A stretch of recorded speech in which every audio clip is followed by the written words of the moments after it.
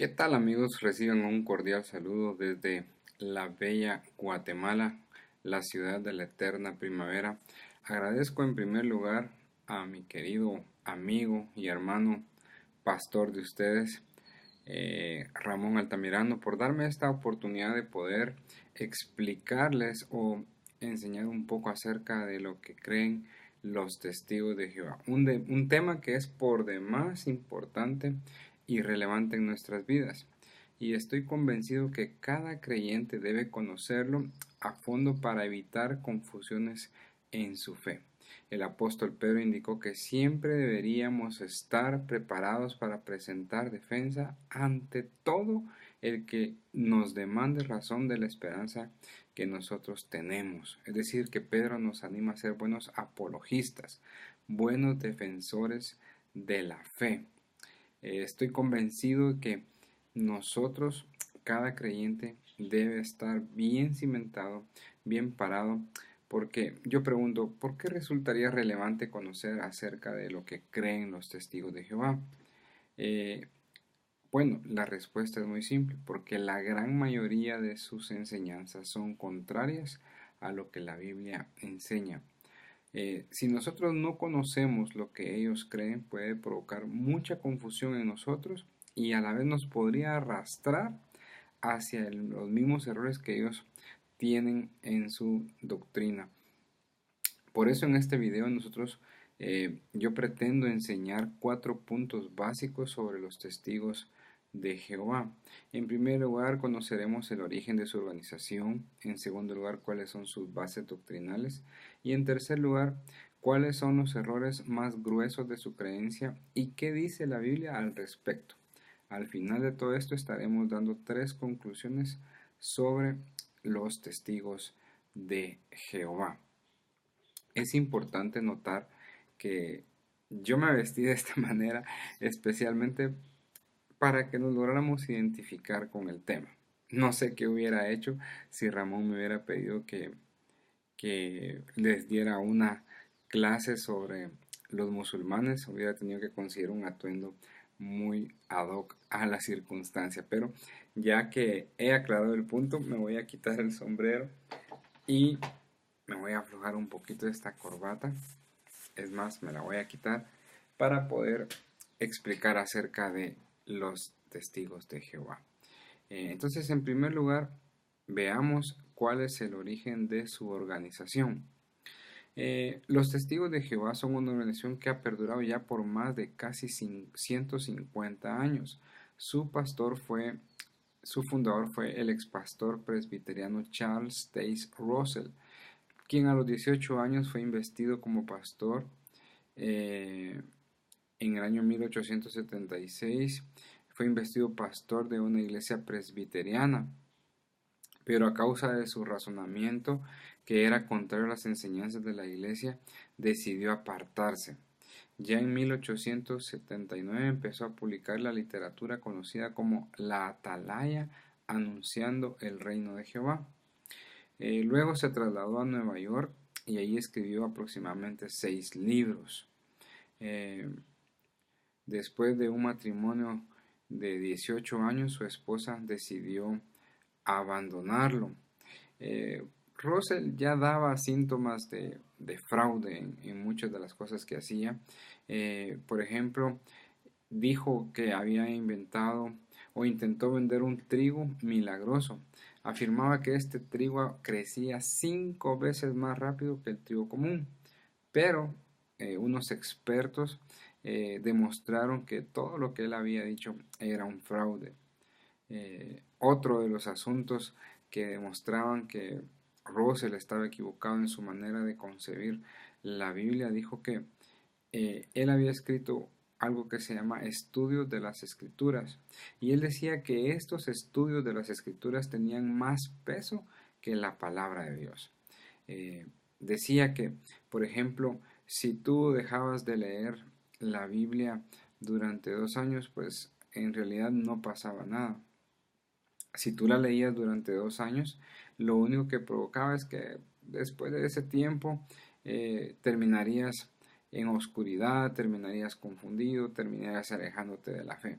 Pero si leías sus estudios de las Escrituras, aunque no leyeras la Biblia, tú nunca te ibas a perder, que tú siempre te ibas a mantener firme.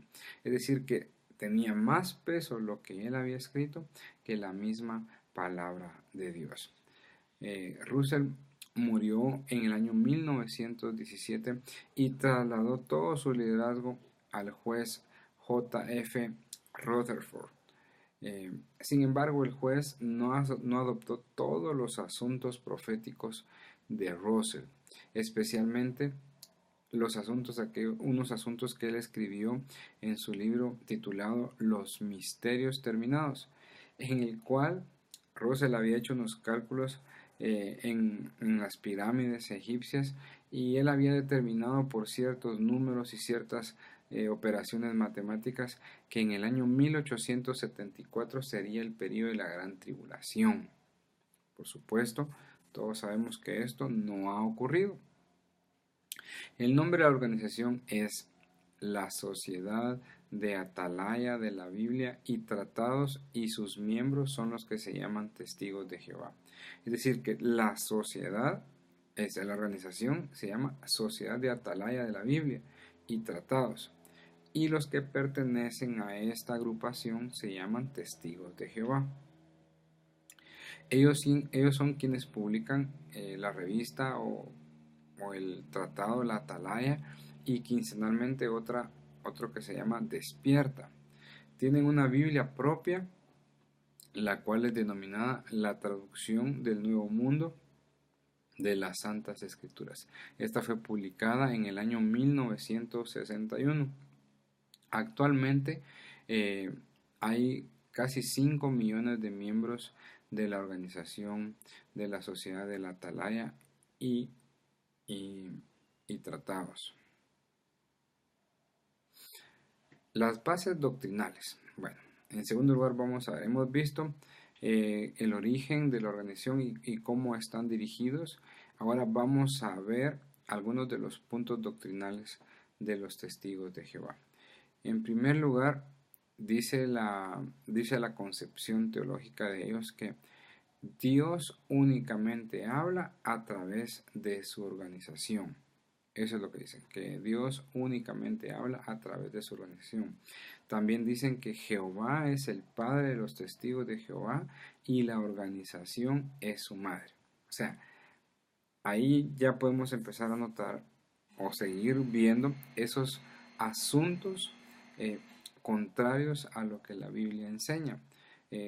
Dirigirse o pronunciarse en favor de que Dios es el padre de los testigos y la organización es su madre, provoca un conflicto serio en nuestra manera de concebir la fe cristiana. Ellos dicen, por ejemplo, que si hay un conflicto entre organización y el gobierno, el miembro tiene que obedecer a la organización sin titubear. Nosotros sabemos que el apóstol Pablo, por ejemplo, fue un precursor de que nosotros deberíamos de obedecer a las instituciones, que deberíamos de sujetarnos a nuestros gobernantes. Jesús también dijo que debíamos pagar nuestro tributo.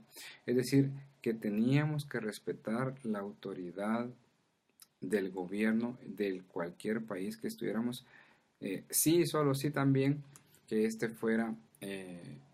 que no fuera contrario a lo que Dios exigía. Por ejemplo, aquí cabería bien decir que, por ejemplo, en el caso de los matrimonios entre hombres y mujeres, o entre personas del mismo sexo, para ser más específico, ahí sería oportuno preguntarse si es necesario obedecer antes a Dios que a los hombres, porque ahí sí sería una concepción errada de acuerdo a lo que nosotros vemos en la Biblia.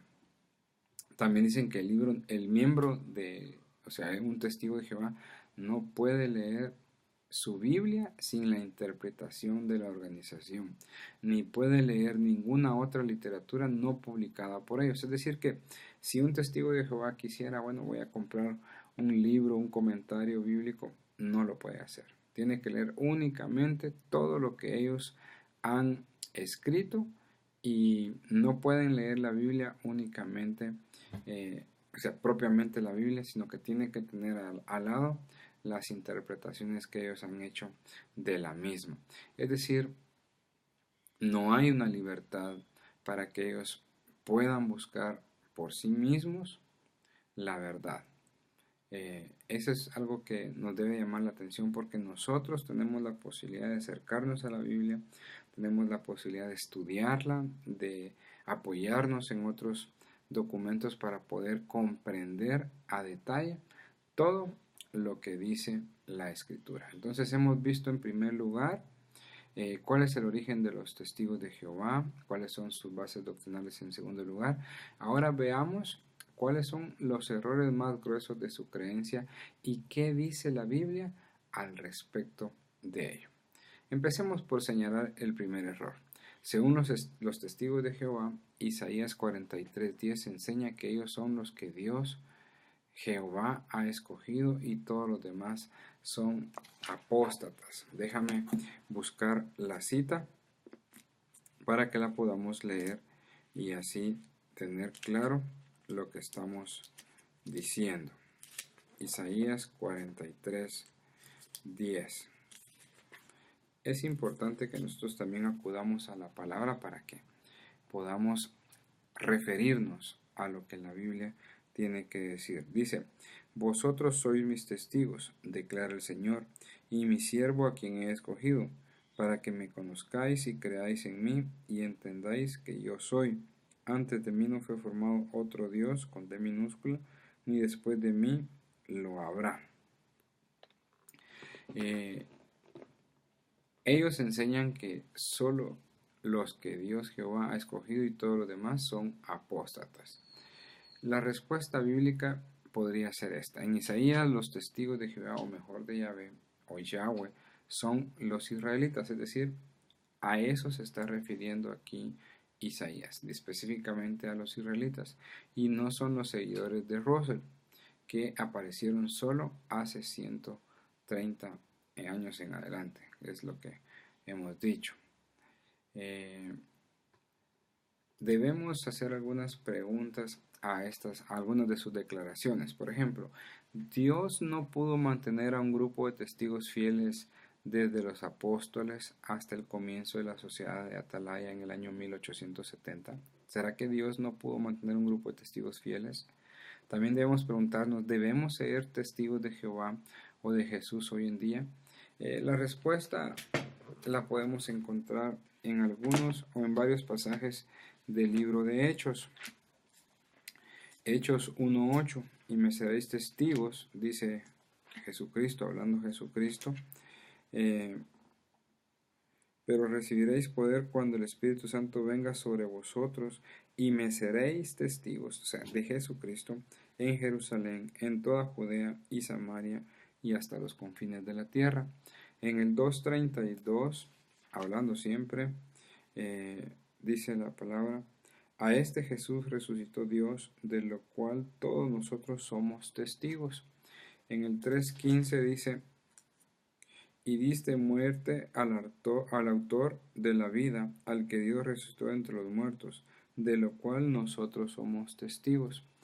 13:29 al 31 dice: y cuando habían cumplido todo lo que estaba escrito acerca de él, le bajaron de la cruz y le pusieron en un sepulcro. Pero Dios le levantó entre los muertos, y por muchos días se apareció a los que habían subido con él de Galilea a Jerusalén, los cuales ahora son sus testigos ante el pueblo. Es decir, podemos ver aquí que nosotros somos testigos de Jesús, testificamos lo que Jesús es, lo que Jesús hizo y lo que Jesús está por hacer.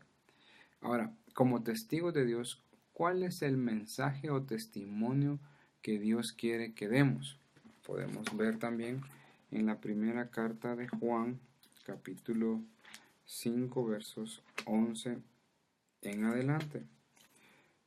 Dice 11 y 12 del capítulo 5: y el testimonio es este, que Dios nos ha dado vida eterna, y esta vida está en su Hijo. El que tiene al Hijo tiene la vida, y el que no tiene al Hijo de Dios no tiene la vida. De nuevo, debemos testificar lo que Jesús hizo, lo que Jesús ha hecho por nosotros y lo que Jesús va a hacer. Otra pregunta, nadie podía entender la Biblia hasta la publicación de la literatura de los testigos en 1870. Veamos lo que dice de nuevo la Biblia. Esta es la forma más práctica, si lo queremos llamar de esa manera, en que nosotros podamos, a través de lo que la Escritura dice, poder rebatir cada uno de los errores que ellos tienen concebidos.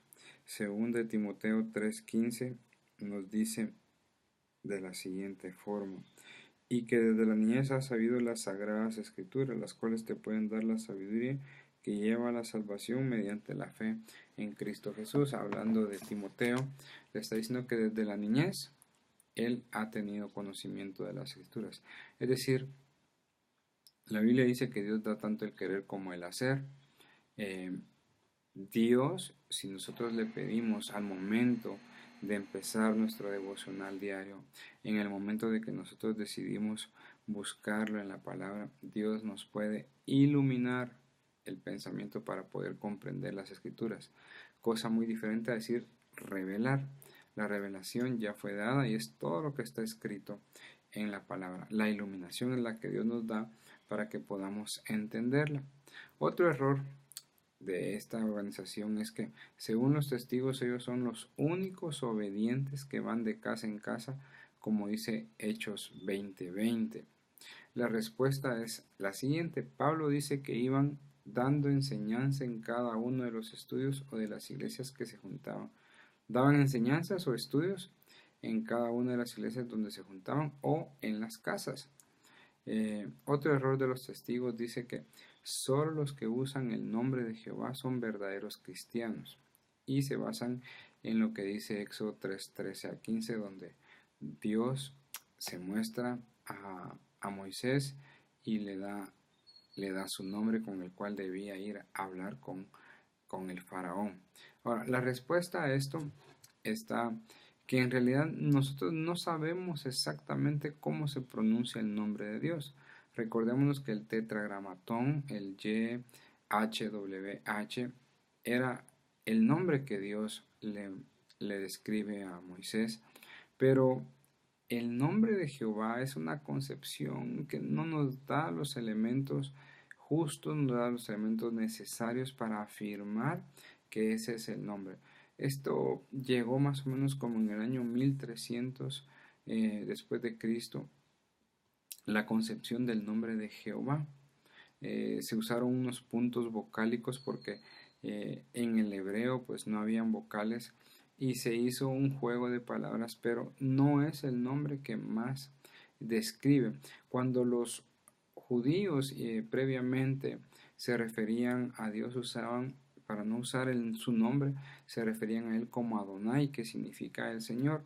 El Señor, recordémonos que también apunta a Jesucristo, el Kurios en griego, el Señor, que es lo que más nos indica la divinidad de Jesús. Es uno de los puntos que nos indican la divinidad de Jesús, porque se usó Adonai, el Señor, y ahora en griego sería Kurios, el Señor. Yahweh es la mejor posibilidad, como se muestra, por ejemplo, en el Salmo 150, verso 6, y voy a ir a la cita para que la podamos ver. Yahweh o Yahvé es la forma en que más podríamos nosotros referirnos al nombre de Dios. Dice: todo lo que respire, alabe al Señor. Aleluya, dice en la Biblia de las Américas. Aleluya viene de dos palabras: alelú, que significa alaba, más ya, que significa Dios, el Señor. En este versículo es ya, según la nota al margen, ya es el nombre corto para Yahweh. Su nombre significa yo soy el que soy, de la cita antes de Éxodo 3:13-14. Por eso cuando Cristo dijo yo soy, se relacionó a sí mismo con Yahweh. Lo podemos ver en Juan 8:24, 58, 18 del 4 al 6. Otro error de los testigos es que meten el nombre de Jehová en el Nuevo Testamento. Es decir, forzan el texto para que el nombre de Jehová esté en el Nuevo Testamento. Tengo que decir que no hay ninguna traducción, ni la Septuaginta, ni ninguno de los textos receptos donde nos hable de que el nombre de Jehová debe ser usado en el Nuevo Testamento. En la Biblia de ellos dice en Romanos 10:13, todo el que invoque el nombre de Jehová, que sería en realidad Señor, será salvo. Todo el que invoque en el nombre de Jehová será salvo. Sustituyen Señor por Jehová. En respuesta a ello, no hay ningún manuscrito, como decía, que nombre a Jehová en ningún pasaje del Nuevo Testamento.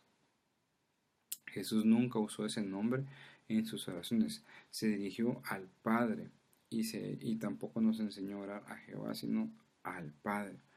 Al contrario, los testigos de Jehová vemos que el Nuevo Testamento promueve el nombre de Jesús. Se usa su nombre en las siguientes situaciones. Primero, para reunirnos y disciplinar a alguien, podemos ver la cita en Mateo 18:20 y 1 Corintios 5:4.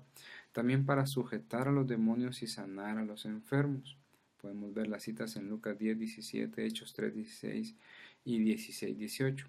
También el nombre de Jesús debe usarse para creer, arrepentirse y tener perdón, para recibir salvación, para orar al Padre. Y Filipenses, que usa la cita de Isaías 45:22 al 24, en el capítulo 2, versículo del 9 al 11, dice, pone el nombre de Jesús sobre todo nombre y dice que el Señor Yahweh de Isaías es Jesucristo. Es decir, invocamos el nombre, la persona de Jesús para ser salvos. Bueno, estas son parte, pero ahora vienen los errores más significativos de los testigos de Jehová y son los que a continuación yo quiero exponer. Esto es la parte medular o la parte con la que más uno debe tener claro los argumentos para poder presentar defensa de la fe. Ellos dicen que Jesús es Miguel, el arcángel, una criatura. Dicen que Miguel dejó de ser ángel y llegó a ser un humano perfecto, nombrado Jesús. Jesús era igual a Adán, quien también era perfecto antes de su caída. Como hombre perfecto, Jesús borró el pecado heredado de Adán y nada más. Así que el hombre es responsable solo por los pecados que él mismo comete. Uno, por sus buenas obras hechas como miembro de la sociedad de Atalaya, puede ganar el paraíso terrenal. Eso es lo que dicen ellos. El hombre Jesús se murió y su cuerpo se deshizo. El espíritu de Miguel regresó al cielo y el hombre de Jesús ya no existe. O sea, vean lo grueso y lo significativo de este error. En respuesta a esto, Daniel 10:13 dice, Miguel es solo uno entre otros príncipes prominentes y no es el preeminente, es decir, el máximo, sobre los ángeles o los seres creados. Además, nunca dice que Miguel sea Jesús. Hebreos 1:5 también nos da una respuesta. Dice que un ángel no puede ser el Hijo de Dios, ni puede un ángel reinar sobre el mundo. Hebreos 2:5. Pero Cristo es el Hijo de Dios y reinará sobre todo el mundo. Efesios 1:20 al 22, Hebreos 1:2 al 4, Apocalipsis 11 y 15 y 19 del 13 al 16. Obviamente Jesús no es un ángel. En el primer capítulo de Hebreos dice que lo creaste, dice, poco menor que los hombres, pero lo exaltaste, dice. Y él no es criatura, no es similar a los ángeles, es mayor que Moisés, es superior al hombre. Es decir, en la Biblia nos da claramente las referencias acerca de Jesús, que no es Miguel. Hebreos 13:8 dice que Jesús es el mismo ayer y hoy por los siglos, entonces no puede cambiar de ser ángel Miguel para ser el hombre Jesús y regresar a ser ángel otra vez. Tampoco Él puede dejar de existir porque Él es eterno. Otro error grueso es que dicen ellos que Jesús es un Dios inferior al Dios Padre. En Juan 1.1 dice Jesús, el Verbo, es un Dios con D minúscula. Los testigos dicen que no existe artículo definido en griego antes de Dios y por lo tanto el verbo Cristo es un Dios o tiene la calidad divina de Dios. Dicen que uno no puede estar con una persona Dios y a la vez ser esa misma persona Dios. Es decir, que ellos no adoptan la encarnación de Dios en el ser humano. No adoptan esa posibilidad de que el Dios mismo se haya hecho carne. Ahora veamos lo que la Biblia dice. El artículo definido antes de la palabra verbo señala que es el sujeto del verbo ser y que la palabra Dios sin el artículo definido es el predicado. Por no tener el artículo definido antes de la palabra Dios, el autor evita decir que el verbo, el Hijo, es la misma persona que Dios Padre.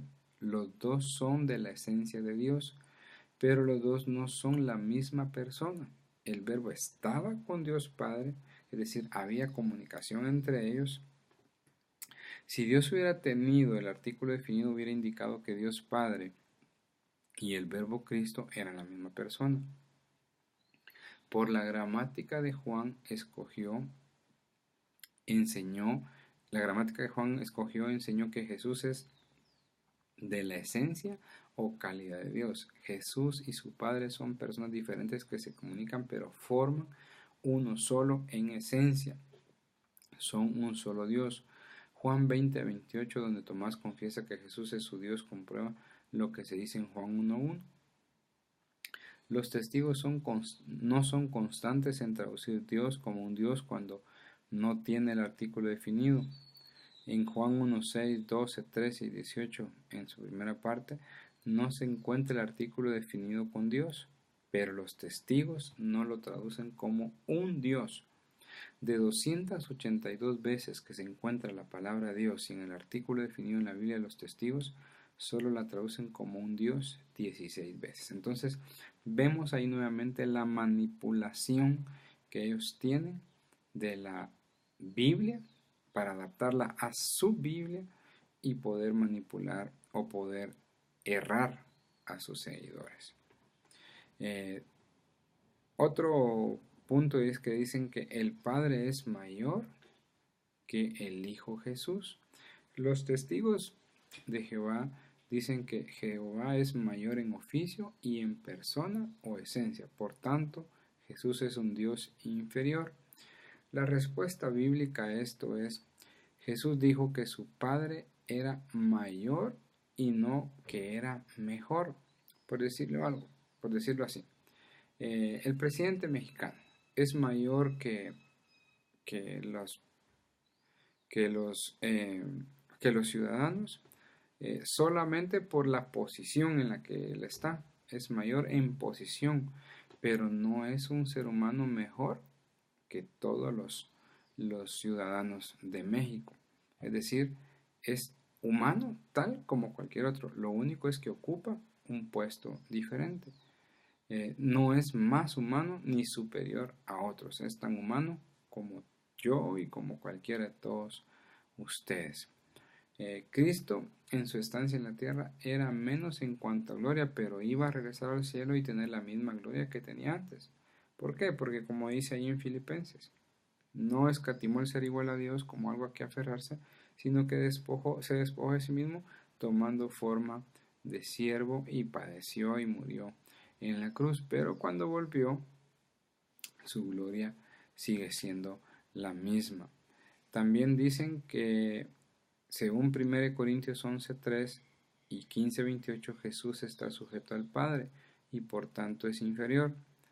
Dicen los testigos: la cabeza de Cristo es Dios y por lo tanto Jehová era superior a Jesús cuando estaba en la tierra y es superior aún ahora que Jesús está en el cielo. Como vimos, aquí hay otra contradicción. Habían dicho antes que Jesús ya no existía y que ahora era Miguel, y ahora dicen que Jesús está en el cielo. Entonces, pero la respuesta bíblica a esta idea de la inferioridad de Jesús sería la siguiente. Por ejemplo, el hombre es la cabeza de la mujer, pero no es superior.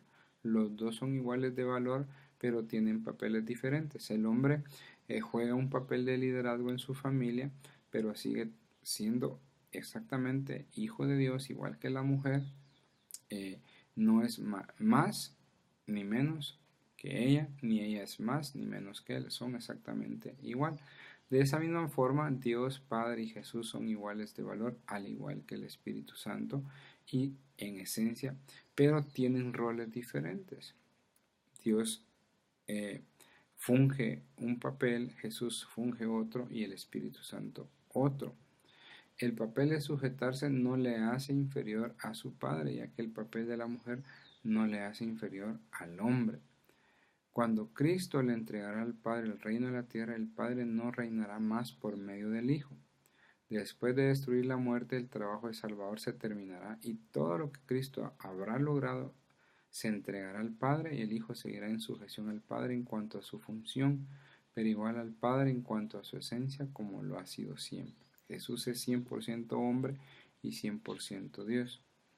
Colosenses 1:15. Jesús es el primogénito o el primer creado de toda la creación, según los testigos de Jehová. Ellos dicen que la palabra primogénito quiere decir primer creado. Jehová creó a Jesús y por medio de él creó todas las cosas. La respuesta bíblica está en que primogénito no significa primer creado, sino primer nacido. Es decir, en una familia, cuando dicen mi primogénito, quiere decir el primero que nació en ese núcleo familiar, no es el primer creado. Pero en la Biblia, primogénito significa el primero en rango, preeminente o heredero.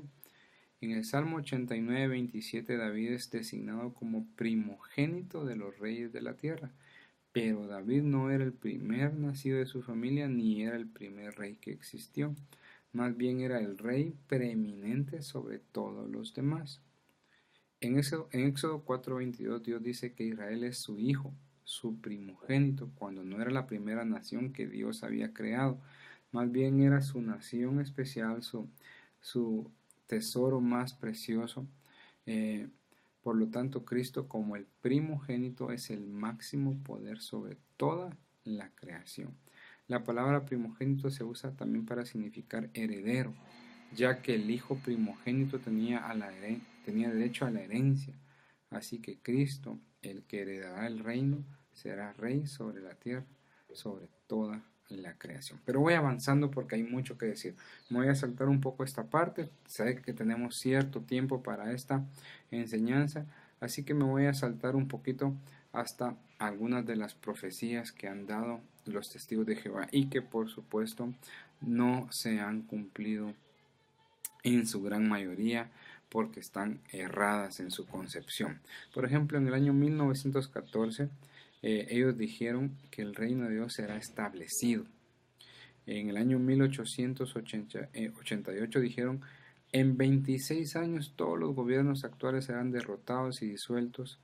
El establecimiento total del reino de Dios se llevará a cabo en el fin del año de 1914 a 1915. Eso lo podemos encontrar en los estudios en las Escrituras 2, según la página 98 al 99. También dijeron que en el año 1908 la batalla del gran día del Dios Todopoderoso, según Apocalipsis 16:14, terminará en 1914 con la derrota total del gobierno actual de la tierra. Por supuesto, esto no se dio. Otra profecía, el año 1918, el fin de la iglesia corrupta. En el 1916 dijeron, el tiempo del fin de tribulación para los judíos ocurrió en abril del año 73 después de Cristo, lo cual corresponde a abril 1918. Debemos discernir que la gran batalla de Dios Todopoderoso, que ahora está en pie, resultará en el reino del Mesías, según la Atalaya, septiembre 1916, páginas 265 a la 266. También dijeron que en el año 1925 la resurrección y el reino terrenal de unos santos de Israel. En 1975 dijeron que el fin sería el fin de la historia humana. Y también dijeron en el año 1980, en más de una ocasión en la historia, aquellos que han tratado de mantener muy en mente el momento del juicio de Dios se han vuelto muy ansiosos por la llegada de ese día, tratando de precipitar en sus mentes los acontecimientos deseados. Surgió una gran esperanza en relación con el año 1975. En aquel tiempo subsiguiente se hicieron declaraciones subrayando que solo era una posibilidad. No obstante, se publicaron otras declaraciones que daban a entender que sí se realizarán tales esperanzas en ese año. Sería más bien una probabilidad. Es decir, podemos ver que todas estas profecías que ellos han dado han estado en una mala interpretación bíblica, han estado en un forzamiento a las escrituras por decir lo que ellos quieren que la Biblia dice, lo cual todos los que han podido estudiar homilética, predicación, método de estudio bíblico, principios de interpretación, saben que uno no puede forzar a que la Biblia diga lo que yo quiero decir, sino que el mismo texto nos da el mensaje a predicarse. Es decir, hay que saber hay que saber extraer o hacer exégesis de los textos bíblicos para que eso sea el mensaje que nosotros vamos a dar. Otra de las doctrinas o de los errores equivocados de ellos es que dicen que solo los 144,000 ungidos van al cielo. Según los testigos, solo los 144,000 que habla Apocalipsis son nacidos de nuevo y ungidos para ir al cielo. El número de tal grupo llegó al límite en 1935. Antes de la muerte de los últimos ungidos, el fin llegará. Los demás testigos solo estarán en el paraíso terrenal. Esto último llegó solo como una respuesta al error y se concibió otro error. Dado que ellos decían que solo 144,000 podrían estar en el cielo, descartaban automáticamente a los siguientes, porque a partir del año 1935 se siguieron llenando más personas a sus filas. Pero para darles una respuesta y una motivación, dijeron de que ellos solo llegarían al paraíso terrenal. Bíblicamente los 144,000 son judíos de las 12 tribus de Israel que van a creer en Cristo y morirán en la tribulación, en la gran tribulación, según Apocalipsis 7, del 3 al 8 y del 14, del 1 al 5. Ellos van al cielo, pero también una gran multitud de gentiles que morirán en la tribulación irán al cielo. Apocalipsis 7:9. Según Juan 3:16 y 1 Juan 5:1, todos los que creen en Cristo nacen de nuevo y tienen vida eterna. Y como vemos en los capítulos también finales de Apocalipsis, vemos que se reunirán grandes multitudes de todos los confines de la tierra, de toda lengua y toda nación, para adorar al Cordero, el Hijo del Dios. También dicen que no existe un alma inmortal. Según los testigos, el cuerpo y su aliento forman un alma viviente y cuando muere el humano, el alma no es consciente de nada porque la persona ya no existe. Es lo que se conoce como la aniquilación del alma. Es decir, que una vez mueres se aniquila tu alma y no tienes que pagar si fuiste pecador, si moriste sin Cristo, que no vas a pagar eternamente. En el Antiguo Testamento, según la Biblia, el hebreo alma no es el hombre interior y no se aclara mucho lo que pasará después de la muerte, excepto que hay resurrección y juicio, según Eclesiastés 12:14 y Daniel 12:12. Pero en el Nuevo Testamento la palabra griego por alma puede referirse al hombre interior, lo cual es inmaterial y no se puede matar. Mateo 10:28, Apocalipsis 6:9-10 serían las citas a observar. Al morir el cuerpo, el alma no duerme, sino que estará con Cristo a la resurrección si recibiste a Cristo como Señor y Salvador. Según los testigos, Jesús en Lucas 23:43 Le prometió en un día futuro reconstruir el cuerpo del malhechor y llevarlo al paraíso. La palabra hoy se refiere al momento de hacer la promesa y no al día en que entraría el malhechor en el cielo. Vea bien esto. ¿Por qué? ¿Cómo llegaron a esta conclusión? Porque la puntuación la movieron de esta forma. En verdad te digo, hoy estarás conmigo en el paraíso. Además, Jesús todavía en el tercer día después de morir no había ascendido a su Padre, según dicen los testigos de Jehová. La respuesta bíblica, 73 de 74 veces que se encuentra la frase en verdad te digo, los testigos ponen 2 puntos después de la palabra digo. Por ejemplo, en Marcos 14:30 los testigos tienen en su Biblia, en verdad te digo, 2 puntos, hoy tú sí, esta noche, antes que un gallo cante 2 veces, aún tú me repudiarás 3 veces. Cambiaron la puntuación solo una vez para poder apoyar su doctrina de que nadie en forma de alma va al cielo inmediatamente. En Juan 20:17 Jesús dijo que todavía no ha ascendido en su cuerpo glorificado para quedarse siempre con el Padre. Según Juan 19:30 Jesús entregó su espíritu, su ser, su alma al Padre en el momento de morir. Y él, con el malhechor, estaba con el Padre en el paraíso hasta su resurrección el tercer día. También dicen que no existe infierno. En Mateo 24, en 25:45 dicen ellos, el castigo eterno es un cortamiento eterno y significa aniquilación, que la persona ya no existe. El humo en Apocalipsis 14, 9 al 11 es solo un memorial eterno de la aniquilación de los incrédulos. La respuesta bíblica, uno que no existe no sufre. Por tanto, el castigo eterno será una bendición y no un castigo. Si el castigo es aniquilación, ¿cómo podemos explicar los grados de castigo en el juicio? Según Mateo 10:15, 11:21 al 24, Lucas 12:47 al 48 y Hebreos 10:29. La aniquilación salvaría a todos los incrédulos de cualquier nivel de castigo que merecen. Es decir, que uno podría pecar y saber que al final de la vida no va a pasar nada, no, que su alma simplemente se va a exterminar. El que no cree en el infierno no ve el pecado como ofensa horrible contra Dios y no puede captar la razón del precio pagado por Cristo en la cruz para rescatarnos del infierno. Y así brevemente voy a decir que tampoco permiten las transfusiones de sangre, haciendo una mala interpretación del Génesis capítulo 9, verso 4. También prohíben celebrar los cumpleaños porque ellos dicen que hay solamente 2 cumpleaños en la Biblia, Génesis 40, 20 al 22 y Mateo 14, del 6 al 10, y que los prohíben porque en estas dos celebraciones mataron a otra persona, por tanto el celebrar el cumpleaños no le agrada a Dios.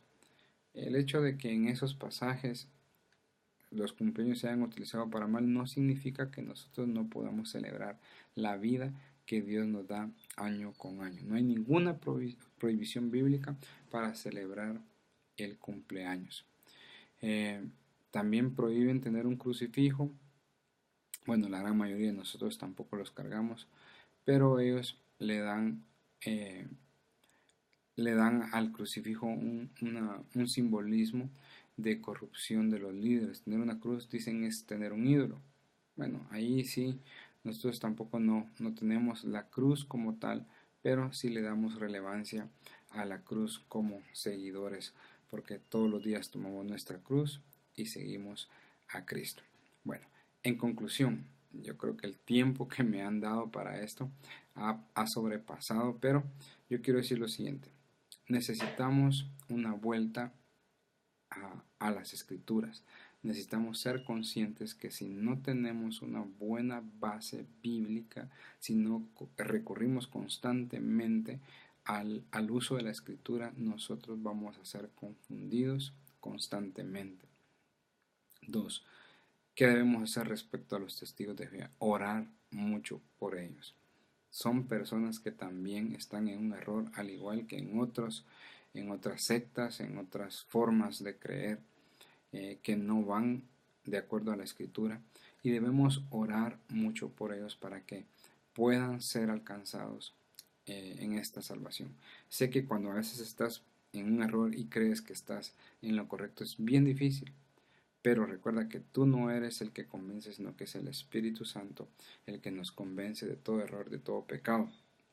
Y tercero, como jóvenes, como cristianos, en una nación en la cual hay una fe perenne por la tradición, especialmente por la Virgen de Guadalupe, eh, debemos recurrir nosotros a la intercesión para que este reino bendito de Dios pueda ser expandido en una nación que es muy grande, muy numerosa y que necesita ser alcanzada por Jesucristo.